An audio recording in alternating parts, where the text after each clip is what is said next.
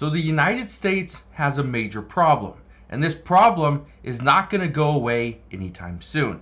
One of the things that we continue to hear is that the US is being spread too thin and we cannot control our own destiny.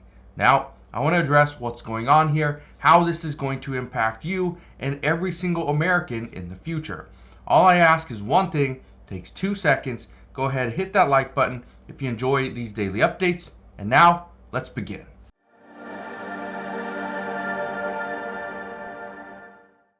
One of the problems here in the US is very simple, that we are being spread too thin. Well, according to multiple reports, we are now hearing that the United States is unprepared to fight a war on 3 fronts. Yes, we have 3 different wars. We're fighting a war or helping with the war between Russia and Ukraine. We're trying to provide assistance to Ukraine. This war is not going to stop, and this is going to continue to hurt the United States. I want to show you this right here. Look at this. This is just from this morning. Russia fires 122 missiles and 36 drones in what Ukraine calls the biggest aerial barrage of the war. I'll show you some of those pictures in just a moment. But we are trying to fight a war between Russia and Ukraine. It's not going to turn out well. We are using too many of our resources, and we are being spread too thin. We also are fighting a war between Israel and Hamas. We are supporting Israel. This is turning into another big issue because all we see at this time is other countries attacking us. For example, Iran and Iranian-backed groups. For example, Hezbollah, Hamas, or the Houthis. The Houthis continue to attack the United States. Look at this. The U.S. shoots down Houthi drone ballistic missile in the Red Sea. Yeah, we'll get to that in just a moment. And the last thing that we are fighting, and this is a war on, right now, immigration. What we continue to see is that the United States and Mexico are working together to try to come up with a plan. Well, their plan as of right now, the U.S.-Mexico migration talks include benefits of regularizing illegal immigrants living in the U.S. That's what we're going to discuss today as well. So, again, let's get started. One of the big issues, again, that we're facing is these attacks. The United States is not prepared for any of these. Here's the reason why. Yes, our resources are being divided up, and some are being sent to, or some were being sent to Ukraine, some were supposed to be sent to Israel, but then we also need our resources to fight off the Houthis and these different Iranian-backed groups, right? Okay, but here's the big issue. Right now, there is a presidential election in 1 year. In 1 year, we have a presidential election. In that presidential election, we are now being told that the American people want to see an end to fighting between Russia and Ukraine. They want to see the end of fighting between Israel and Hamas. They do not want to see ships being attacked by these Iranian-backed groups. We do not want to see increased tensions between China, which is exactly what happened. And the fifth thing, and probably one of the most important ones, is Americans do not want to see a border crisis. They don't want to see 8,000 to 10,000 illegal immigrants entering into the United States on a daily basis. So where do we go from here? Well, let's start off with the U.S.-Mexico border talks. Okay, they had this discussion just the other day. Now, here's what's happening. Both of them in a joint statement, the countries affirmed their commitment to orderly, humane, and regular migration, and stressed their efforts to tackle root causes of migration, disrupt human smuggling, and promote private investment while also investing in ambitious development programs in the region. Okay? They also discussed something else. Look at this.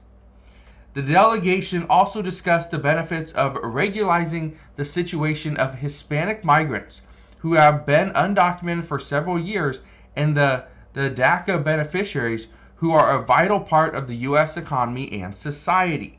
So they want to make that more of a permanent thing. Okay? This is something that President Biden is 100% for. He wants to regularize immigration here in the United States. Now, could this benefit us here in the U.S.? Absolutely. But it has to be done correctly. It has to be done right. You have to go through the proper channels. With that said, some people are not going to wait. Some people will not have the ability to wait or want to. And so they're just going to enter into the United States illegally. This happened before. This is going to happen again. Okay? So that is one of the big problems is right now they are discussing different options. But here's the biggest problem. Mexico holds all the cards. Mexico has the upper hand. And if Mexico decides to play their hand, the United States is going to have to bend over backwards in order to assist Mexico and go above and beyond in order to get what we want out of this deal. That is where some experts are now saying Mexico is going to take more from the United States than we will be able to get from Mexico, which means the American people, again, could be screwed. So we'll see what happens there. Let's go and talk about this major attack on Ukraine, because this was huge. So just this morning, we got reports, this is from the Associated Press, and they are saying that Russia fires 122 missiles and 36 drones in what Ukraine calls the biggest aerial barrage of the war. Keep in mind, this war started in 2021. This is a massive war. Okay? Now, according to reports, officials said this morning it took the lives of 24 civilians across the country in what an Air Force official said is the biggest aerial barrage of the war. Let's go ahead and read a little bit more of this.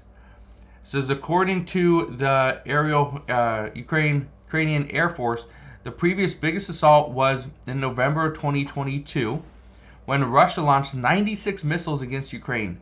This year, the biggest was 81 missiles on March 9th, according to the Air Force records.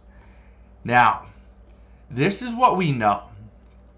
Russia is attempting to take back what Ukraine fought to win over again. Okay?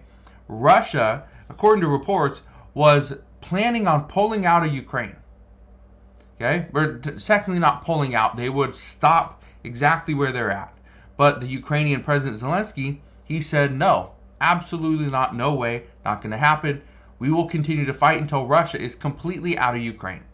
Well, Russia then ramped up these fights. And this is what we see.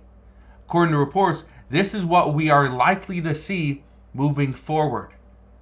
Larger attacks. These attacks were on apartment buildings, were on schools. Okay? This was a devastating day for Ukraine. I want to show you some of the pictures just so you get an idea. Look at this. Look at this building. Okay? Just different casualties. This is what we're going to see. According to reports, this is what we are going to see. And if this is not what we see in Ukraine, this is what's going to happen with Russia. The problem is if Ukraine attacks Russia, it is more than just a counterattack. The problem is Russia is going to do other things. They're gonna limit grain from traveling to other countries.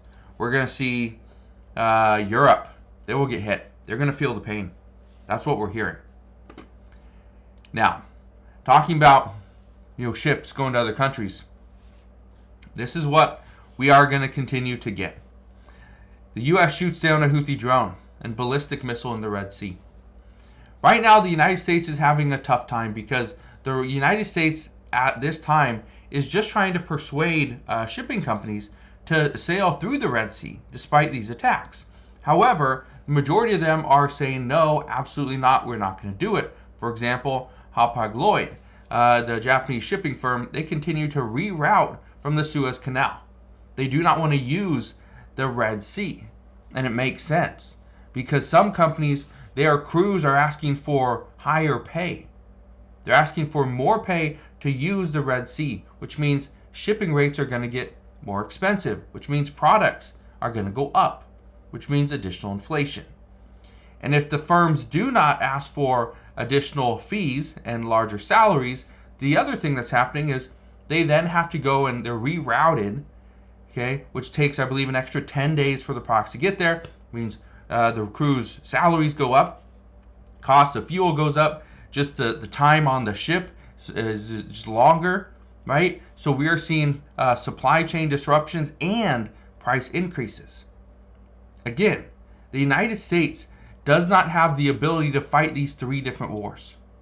This is something that we cannot do. Okay? Now, the last thing I want to tell you is that before, the United States had ample support from many allies. Now, because all these different wars are dragging on, more people, more countries are being pulled in to these additional conflicts, some are not willing to help out the United States, which turns into a problem because what do? We don't have the ability to handle 3 wars. We can't afford it. We don't have the resources. We're just being spread too thin. And this is where some are saying that if we are spread too thin, things will fall through the cracks and we could eventually be hurt. So we'll see what happens moving forward, but I just want to explain what is going on as of this morning. Again, these are major things that are happening, and they're all happening right now. So one thing I can promise you, I will be here every step of the way. I'll fill you in on all the latest news and updates. All I ask is 2 things. First, hit the like button on this video if you enjoyed today's update. Second thing, click that subscribe button so you never miss an update, and I will see you guys on the next one.